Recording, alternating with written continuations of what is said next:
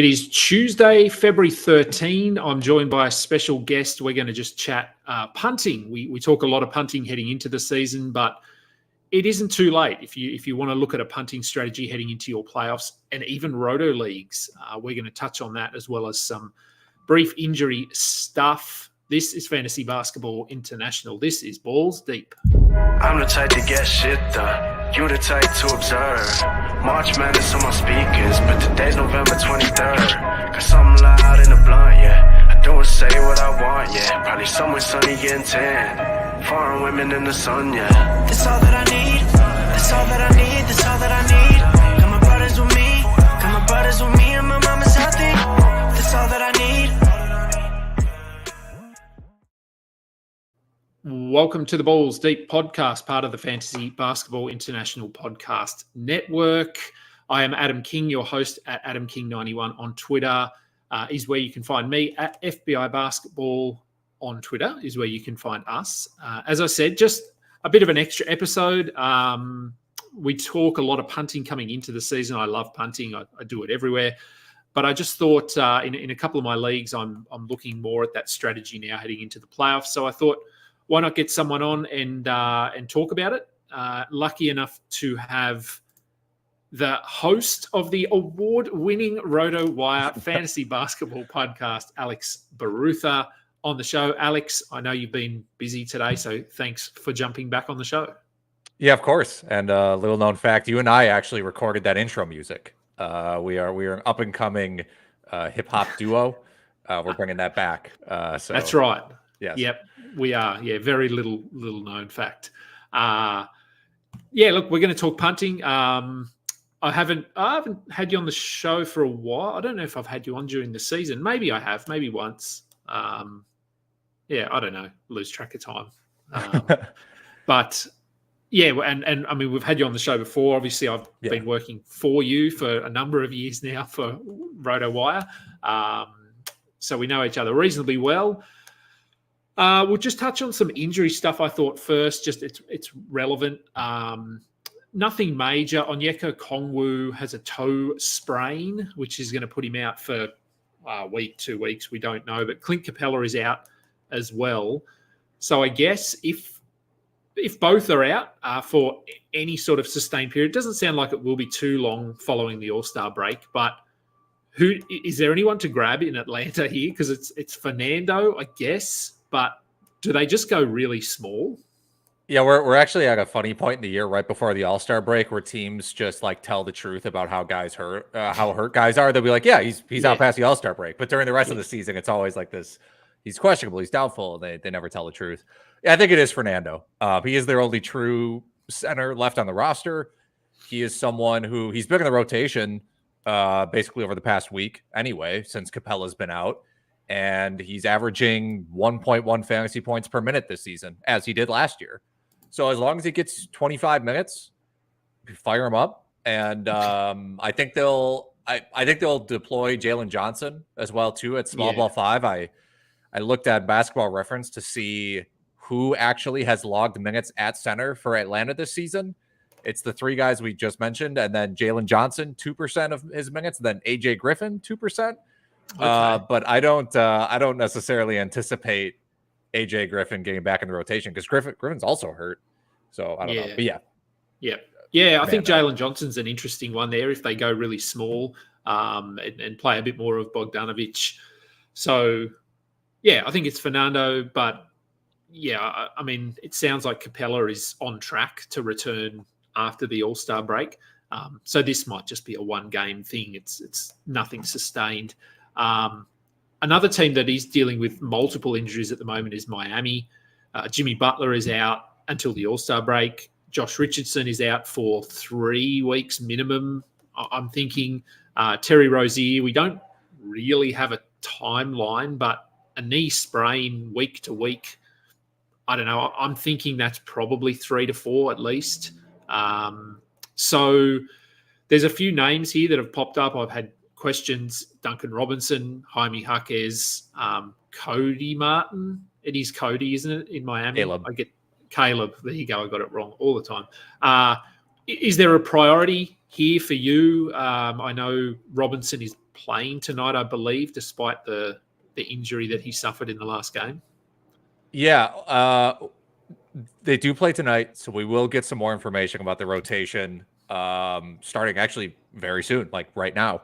Yep. But in general, I mean, without seeing what's going to happen here, I would say Caleb Martin is going to be my priority ad because the Heat are basically like out of backcourt players with Rozier and Richardson gone. And Caleb Martin's not really like a guard. He's more of a wing, but he's also more of a guard than Jaime Jaquez is. Yeah. And at some point, they just need minutes of guys back there who are like 6'4".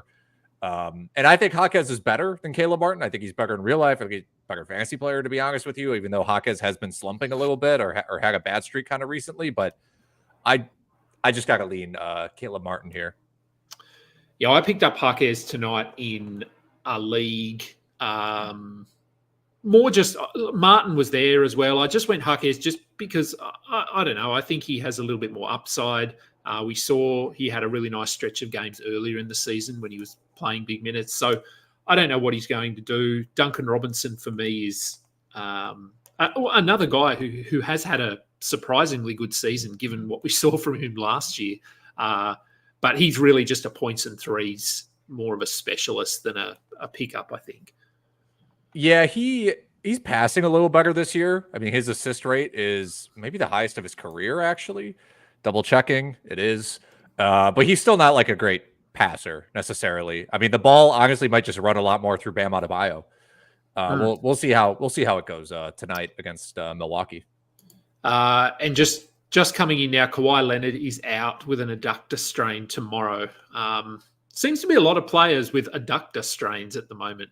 Maybe that's the trending injury, I think. So they're tricky ones too. I mean, they can be a couple of games, they can be a couple of weeks. They're very hard to project and hard to come back from, I think. So I don't know. Keep an eye on it. Kawhi's been really good and really healthy this season, which always seemed too good to be true, I think, in some respects. But hopefully this isn't a significant injury. But I mean, is there a pickup here with Kawhi out in LA? With Kawhi out, I mean, it's probably what? I mean, you get a little bit more, I don't know. Maybe they just do something like they give Amir Coffey some more minutes. Westbrook maybe gets some more time. Norman Powell. Yeah. If Westbrook or Powell are on your waiver wire and you're in like a daily transaction leagues or something, and you want to add a guy for tomorrow, even though it's tough because there are, what is this? 13 games tomorrow? Yeah. So it's going to be hard to squeeze a guy in. Yeah, it is. This is more of a, if this injury extends beyond the All-Star break, then maybe we start looking at it. But for tomorrow, chances are you're going to have majority of your roster active. So streaming someone like that in is probably not going to be worthwhile. All right, so on to the punting, the topic that we're actually here to discuss. Yeah, so heading into your fantasy playoffs, and you made a good point before we jumped on air about even in roto leagues, this can be a strategy. Is if you're heading into your playoffs and you've got a fairly balanced team, or you're maybe punting one category, I guess the concept behind doing that during the season is that you just want to get as many category wins as you can. So you want to win 7-2, 6-3, 8-1. Whereas if you're punting 2 categories, 3 categories, it's a lot harder to do that. You're usually only going to win 5-4, maybe 6-3. So coming into the playoffs, that doesn't matter. You only need to win 5-4. That's it. You don't need to win by a certain margin. So it is a time of the season when you can consider looking at what your team's strengths are. Maybe you're really good in 6 categories and you're sort of average in a 7th. So maybe it's time to punt that 7th category and pick up someone, trade for someone who can help you in 2 of those 5 categories or 3 or all of them in some situations. So I just thought we'd look at the 6 categories. So points, rebounds, blocks, assists, steals, and threes. I've got 10 names that I've come up with.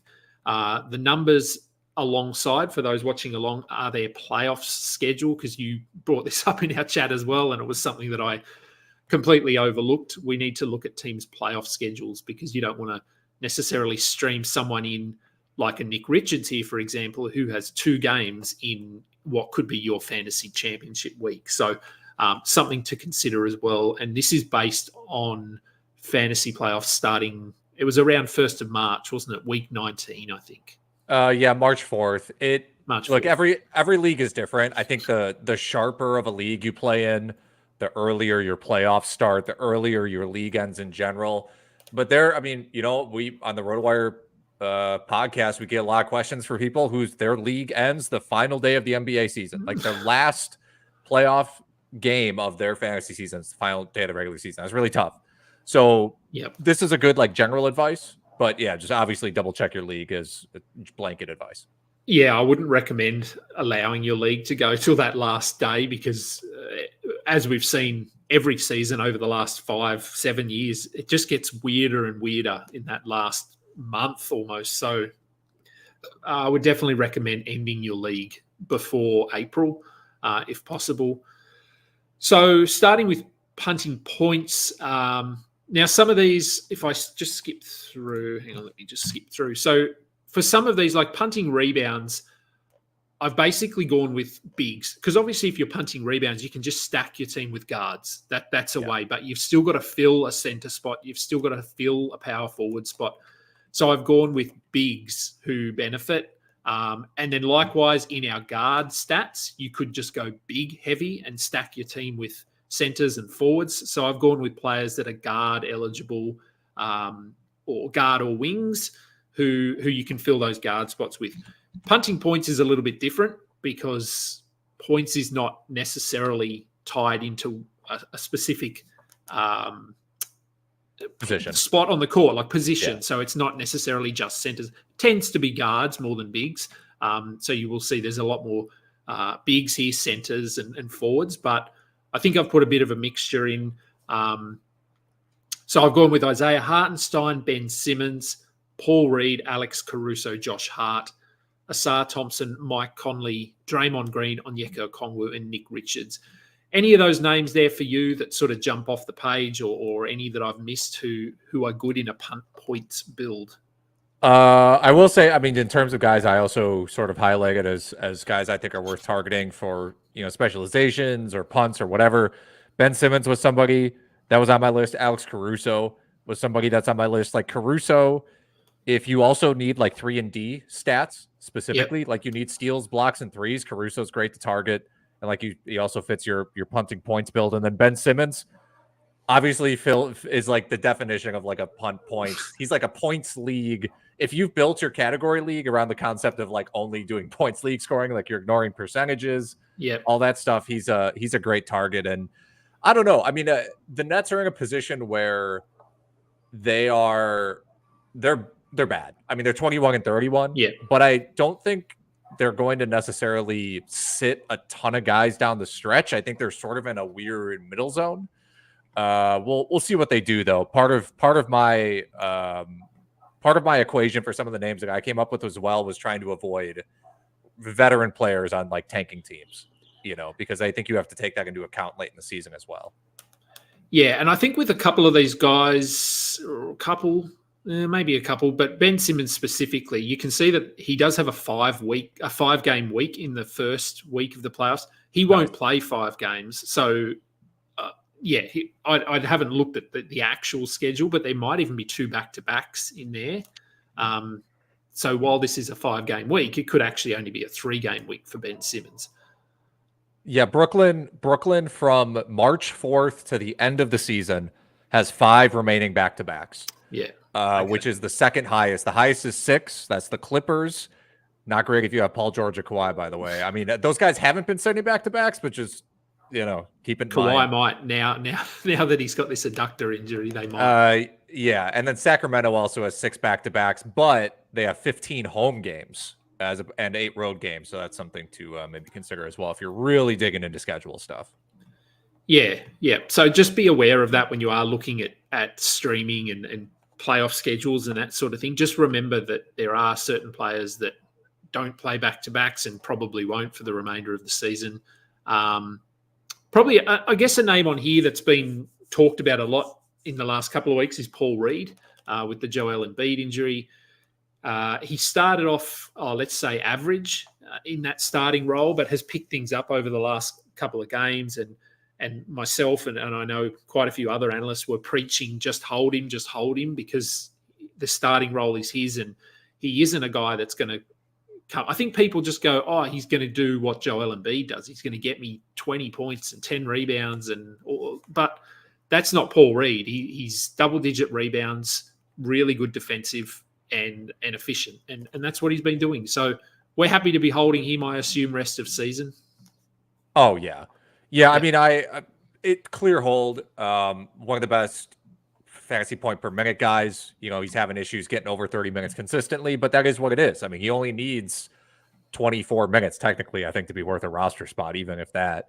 But the bigger question at this point is, like, do you drop Joel Embiid if you are out of IR spots? And I danced around that question in my last podcast a little bit, but it was a guy was asking. He's like, I have 5 players on IR. I'm in first in my league, and I have 5 players on IR, and one of them is Embiid. And I'm like, I would not advise to drop Embiid for most people, but at some point, you're just going to need stats on your team to stay in first. Yeah, it's a tough situation. I mean, we're starting to get to that point with a few guys now. Desmond Bane and Marcus Smart in Memphis. Are they going to come back? Is LaMelo coming back? I don't know. Do you think, I spoke with Noah Rubin on the Rotowire show this morning about Desmond Bane, and we had that exact question. Is he coming back, and is he worth picking up in a standard league if he's available? I mean, I keep hearing stuff about, like, he really, really wants to come back. And I don't know. I don't know why they would risk that. Like, you could say the same thing about Jaren Jackson too. It's like some people are like, well, Jaren Jackson, is he going to get shut down?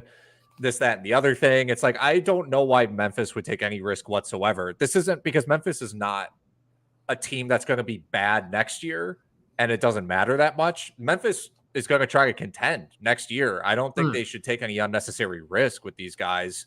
But I mean, if he's available and you're not doing anything with your last bench spot right now, just grab him, because why not? But again, if your bench is pretty full, I don't know if I would take the risk. Yeah, I think now would be the time to grab him, because we have got the All-Star break coming up. So you can sort of grab him, stash him, and hope that we get some news in the next week and a half.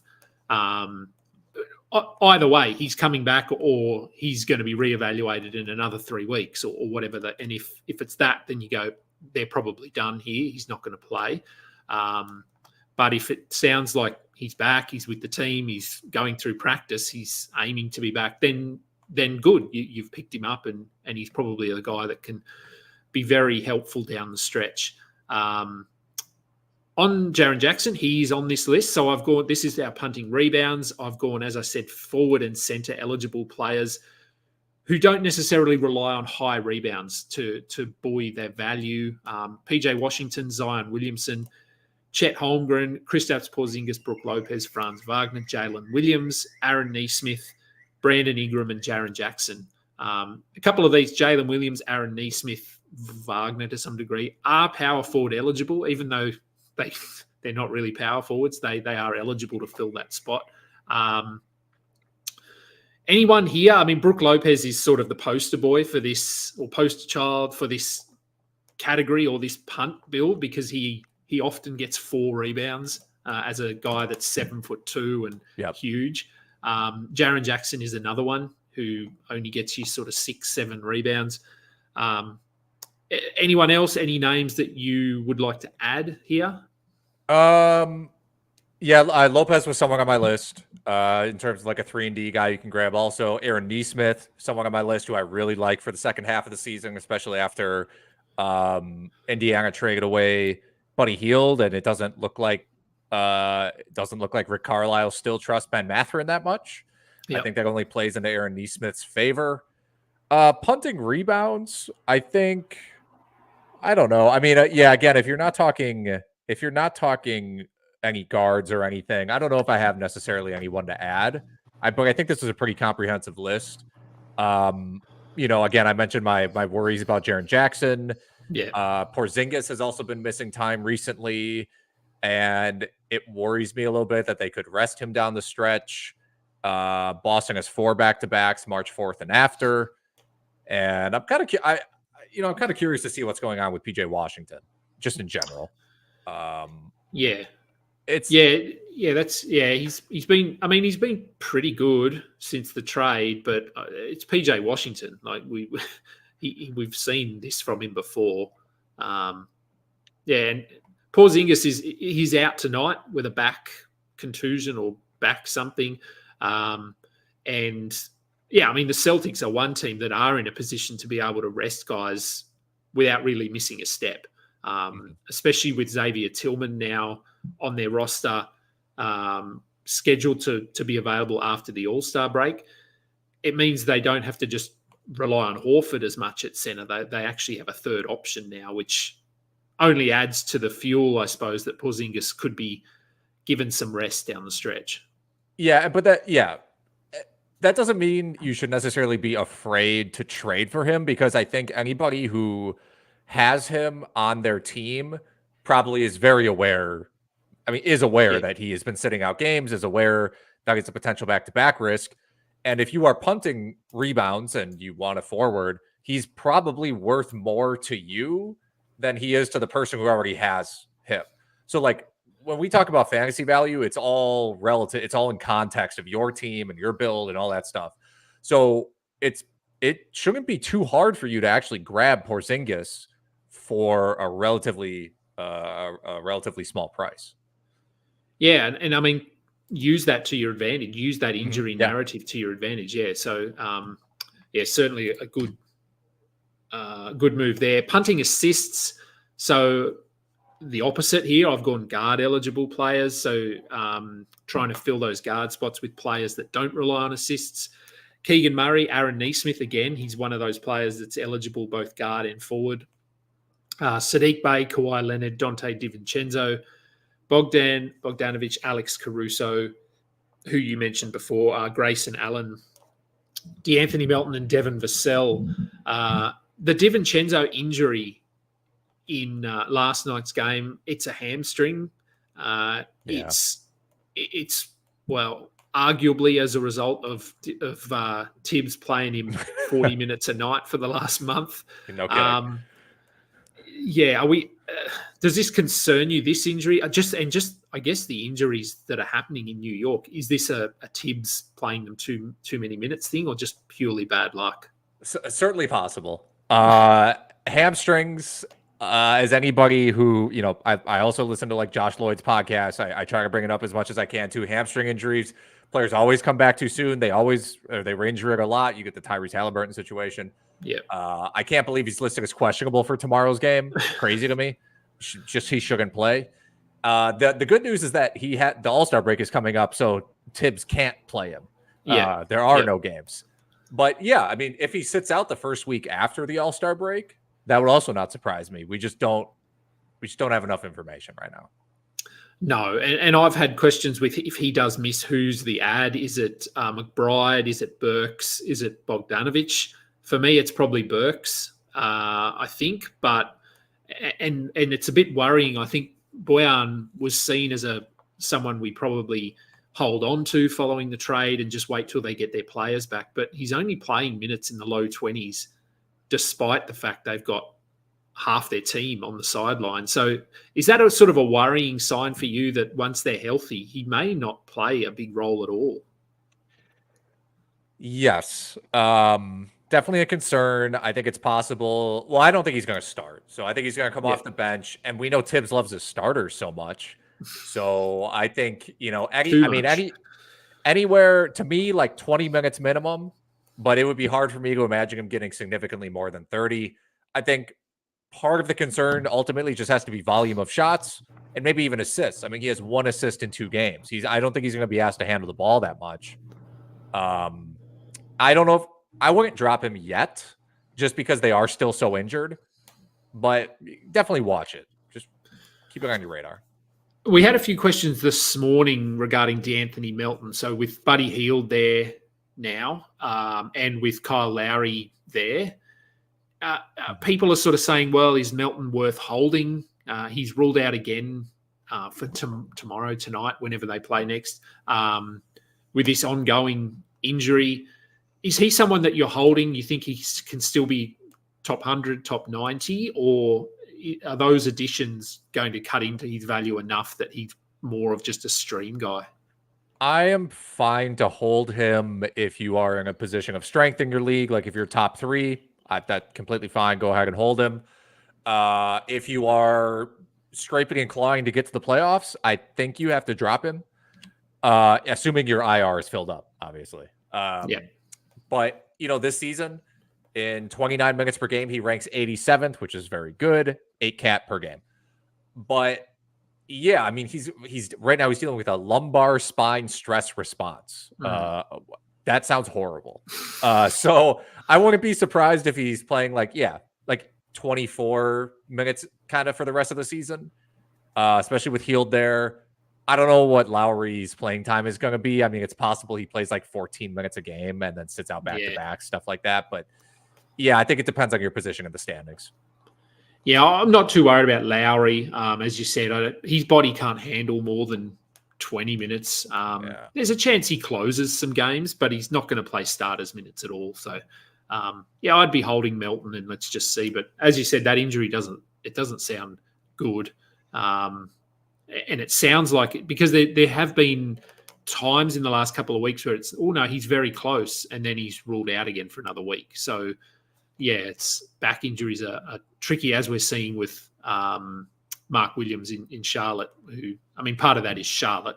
It's not necessarily Mark Williams, but so punting blocks again. We're looking at forward and centre eligible players. Some pretty obvious ones here. So big guys that don't block shots is who you're looking for. Lowry Markkanen, Pascal Siakam, Franz Wagner, Domantas Sabonis, Kelly Olynyk, Nikola Jokic, Karl Anthony Towns, Zion Williamson, Alperen Şengün, and Nikola Vucevic. So a lot of elite guys here, like Jokic, Şengün, Towns, Sabonis. They're all top 30 players who you could trade for and give up someone in that same range, but it actually bumps them up to be a first-round player, top 15 player, something like that. So, any names here that sort of warrant discussion, or any other players that you've got on your list? Yeah, I will say, you have Sabonis' playoff schedule there, 4-3-4. Sacramento is one of 3 teams with the maxed out 23 games from March 4th till the end of the season. They also have the most home games, 15 during that stretch. So I think with Sabonis has been amazing all year, but he could really close out strong to end the year. I'll turn to Vucevic here. Vucevic is a guy I had on my list because I think there may be a league manager who has Vucevic on their team who thinks the Bulls might tank or that he'll get rested or something down the stretch, which I absolutely I don't believe that's going to be the case. They're the 9th seed right now. They are 2 losses up on Atlanta for the 10. And, Brooklyn's 21-31 trending in the wrong direction as well. I think Chicago's almost locked into the play-in, and I think that's where they want to be. So if someone wants to sell low on Vucevic because they're scared, I'm buying. Yeah. And quietly, he's been pretty good this year. I think he sort of, he's getting a bit older, but he constantly gets overlooked in drafts, and people go, well, this is the year that he falls off, or this is the year. But he's top 40, basically top 40 in 9 category leagues this year. Averages a double-double, close to a block a game, but that, as we see from this list, we're not relying on him for blocks. So, I think if you could offer a top 40 player punting blocks, he probably goes up to be more of a top 30, top 25 player. So, some sneaky value to be found, I think, in any of these strategies. Yeah, Vucevic is. Oh, sorry, Vucevic. He's funny. I'm someone who's just like, no, he's gonna get hurt eventually, and he just keeps not getting hurt. But the more I watch him, he plays basketball like he's, like if you're at the gym and you're weightlifting and you're like locked into the machine, you can't hurt yourself. I feel like that's how he plays basketball. He does the same motions. He's completely locked in. It's like he's like in the zone. He does nothing that his body doesn't expect to happen. Yeah, he knows himself very well. He knows what he needs to do. He plods along a little bit like a Nikola Jokic. He knows his limitations, looks after himself, doesn't jump a lot. So that's why he doesn't get blocks. So yeah, no, he just keeps plugging away and remaining healthy. I think he did miss a few games there this year, where Drummond stepped in, but it wasn't a significant amount of time. Punting steals. So we're looking at, these are your guards who just don't really play defense or choose to focus more on the offensive end of the floor. Anthony Simons, Malik Monk, Emmanuel Quickly, Kobe White, Colin Sexton, Jamal Murray, Drew Holiday, shockingly, Drew Holiday, Jalen Brunson, Tyrese Maxey, and Tyler Hero. I mean, these are all pretty obvious guys. They score a lot. They get some assists. Holiday is obviously the weird one here because he's been known for his defensive numbers in the past, but this year he's only averaging about 0.7 or 0.8 steals or something. I think it's a career low. Why is that? Because, I mean, he's playing a significant role. He's still having an impact on the defensive end. They're much better when he's out there on the floor, but he's just not getting those steal numbers. Yeah, I think they're just they're not asking him to be as aggressive. They also have Derek White back there. He doesn't have to try as hard to completely disrupt what the other team is doing. Age also plays a factor to some extent, but his blocks are actually up. So I think it's just a little bit of stylistic difference for Drew, and because for the Bucks, this is really like deep in the minutia, but the Bucks forced like no turnovers. Like when Bud was the coach, they played the drop coverage. They were very like nobody gamble, nobody do anything crazy on defense. Yeah. But they kind of just let Drew Holiday do his thing. They're like, you are going to be the lone person who makes weird stuff happen defensively so we can get on the break. And they don't need him to do that in Boston. No, and I think we've seen they're adjusting, but the beginning of the season when Damian Lillard stepped into that role in Milwaukee, into that guard role, that we saw the difference on defense, just the impact that Drew was having. So, and we've seen the impact that he's having in Boston this year. Now Simons here, Portland have a 4-4-4 schedule. I think they're the only team potentially that have that 4-4-4 playoff schedule.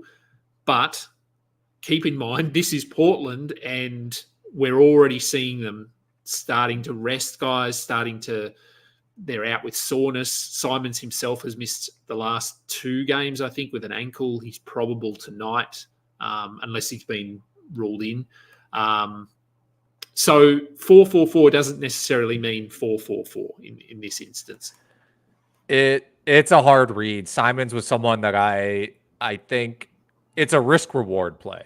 If you're at risk of not making the playoffs and you kind of need a miracle, I love the Hail Mary and just hoping that he plays down the stretch and they sit other guys. Like, you just got to hope they sit Jeremy Grant and Malcolm Brogdon stays out, and they just completely let Simons do his own thing, because Portland is another team who has 23 games from March 4th to the end of the season. So complete risk reward play. If I'm in first, second, or third, I don't want to bother with the potential downside. And just one other guy, just talk about him because I've got him on a few teams. He's been really good. Kobe White this season. Oh, yeah. Obviously, no Zach LaVine has helped, but do you think the Bulls, like, they view him now that he is their guy there at the guard position? Basically, is what he's been doing this year sustainable looking forward, or is this going to be an outlier season? I think it's fairly sustainable. First of all, 41 games straight with double-digit scoring for Kobe White. Incredible run for him. Yeah. I think it's fairly sustainable. I've liked Kobe White for a while. I thought he was underutilized. But you look at, just take away this season. The prior 2 seasons, he was a 38% three-point shooter. He's shooting 39% this year. His efficiency is basically the same as it has been in prior years. He's just getting more volume, which is a rare combination. Most guys do not increase their volume and keep their efficiency the same, but that's what justifies kind of a breakout. So I think it's fairly sustainable for him moving forward. He was a 7th overall pick. He has the pedigree. So I think next year, he's got to be a top 70 pick next year. People probably draft him way sooner than that, but that's where he ranks this year. I think he goes higher. People tend to gravitate towards those high point scorers. So a guy that's going to get you 23, 24 points a game will generally bump up a little bit. But yeah, look, I think coming into the season, we were relatively high. Like we were preaching taking with your last pick or your second last pick because we think he's going to have a bigger role.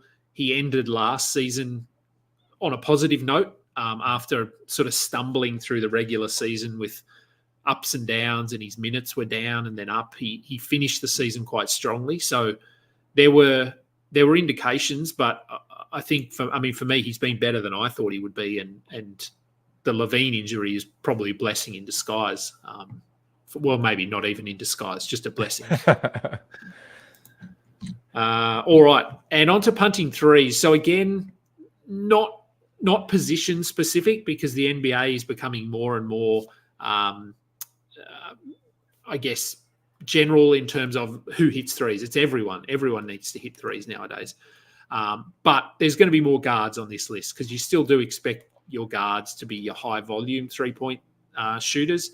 But I have included some forwards as well, obviously, who get a pretty big bump from not hitting threes, notably Ben Simmons, Giannis, and Zion. But I've also got Shea in there, not a high 3-point volume scorer. He gets to the basket. That's why his free throws are so high. Asar Thompson, Trey Jones, Jalen Johnson, DeMar DeRozan, Jimmy Butler, and Brandon Ingram. Look, I think Simmons, Giannis, and Zion are all pretty obvious. They don't hit threes. I still remember. Do you remember Zion's first game that he played where he hit 4 of 4 and everyone's like, "Oh, he can shoot threes." And I don't think he probably hasn't hit 4 in a game since then. I wouldn't think. That's a good trivia question. I can find that out quickly as I let's see here. Season high. No, the most he's hit in a game since then is 2. Okay, not even close. Yeah, not even close. And actually, this year he's hit 1 is the season high. Right.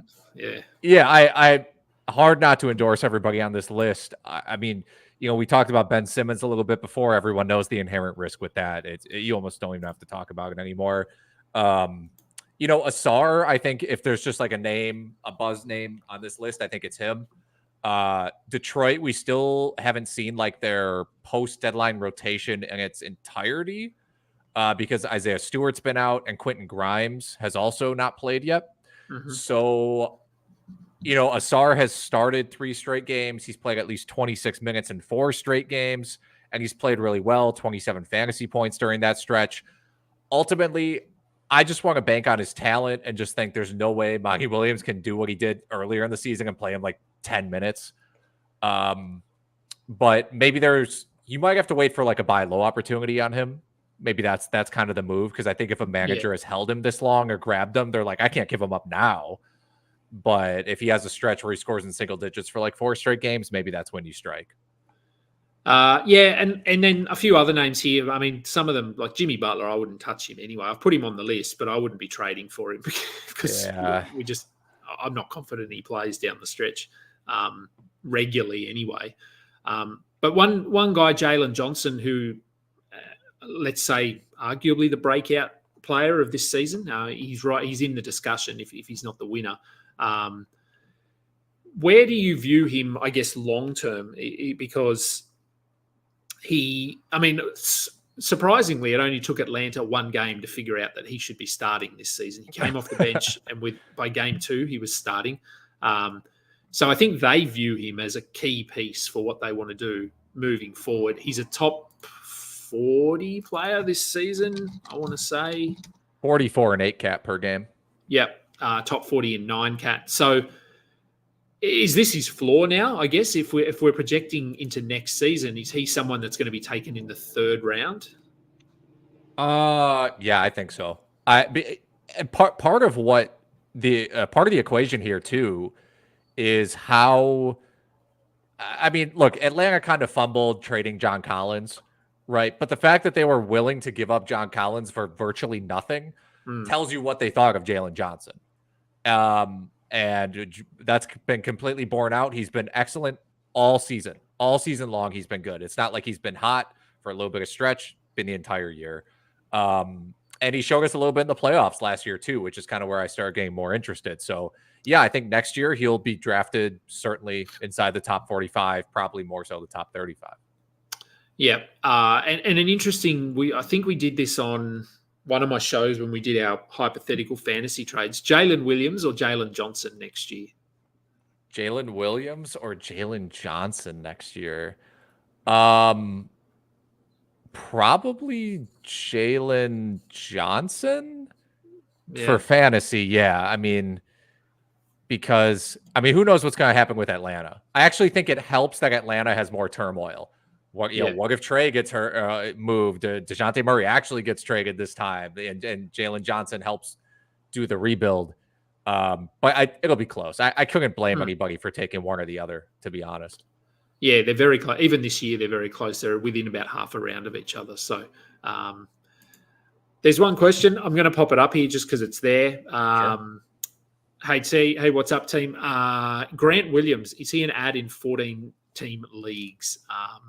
He's had a couple of good games. Obviously, being in Charlotte, he's pretty much free to do whatever he wants at the moment. Do we think that this is sustainable? I mean, it's hard because we don't know if LaMelo is coming back ever. Right. Is he worth just picking up now to see what he can do? Or have we seen enough from him in the last 3 years to think that this is just a mirage and something that's not sustainable? I think if you're in a 14-team league, I am 100% okay picking him up just to see what happens. I'm not a Grant Williams believer. I don't think you have to do this in a 12-teamer. Just don't drop anybody established that you are pretty sure is should be on a roster. Don't do anything drastic. But last guy on your bench, drop him, pick up Grant Williams. Sure, why not?